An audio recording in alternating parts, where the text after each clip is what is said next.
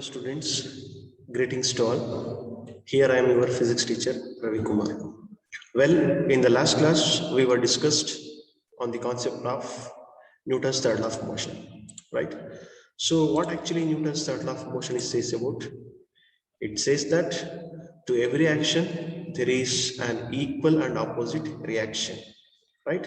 And they act on the two different bodies, isn't it? Of course, we have discussed all these concepts in the last class, and we went through few examples and few applications of the Newton's third law of motion, right? So there we have studied, we have given the examples firing a firing gun, right? So there, when the bullet is fired from the gun, right, so the bullet will be moving in a forward direction, and the gun will be recoiling in the backward direction, or that will be recoiling, right? So that is one example we have given, and also we have given the some sailor examples, right? So this is all about the Newton's third law of motion, which we were discussed in the last session.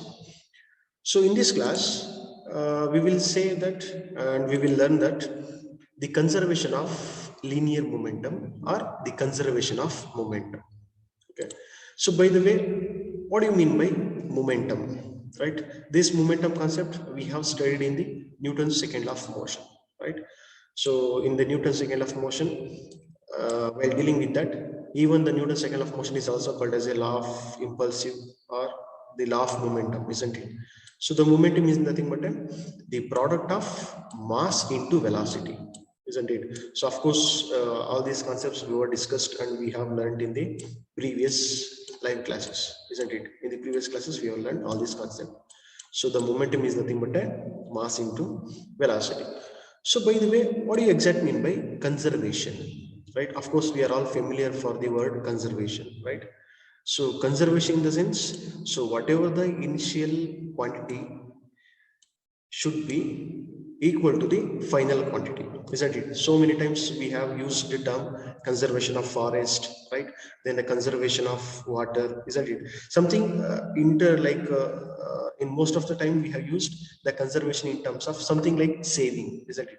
Save ಅನ್ನೋ word ನಾವು use ಮಾಡಿರ್ತೀವಿ, right?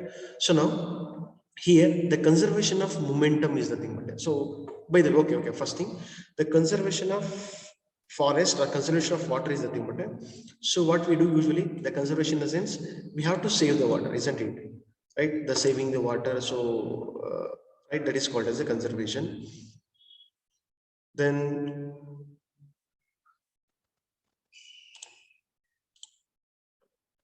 we can see that what exactly mean by conservation of momentum, right? So the conservation of momentum, which says that the sum of momenta of two objects, right? So here we have term momenta. So momenta is nothing but the plural form of momentum, right? So how do we use book and books, like pen and pens? So how we use baby and babies? So similarly, so momenta is the plural form of momentum. Suppose if you have the two bodies, isn't it?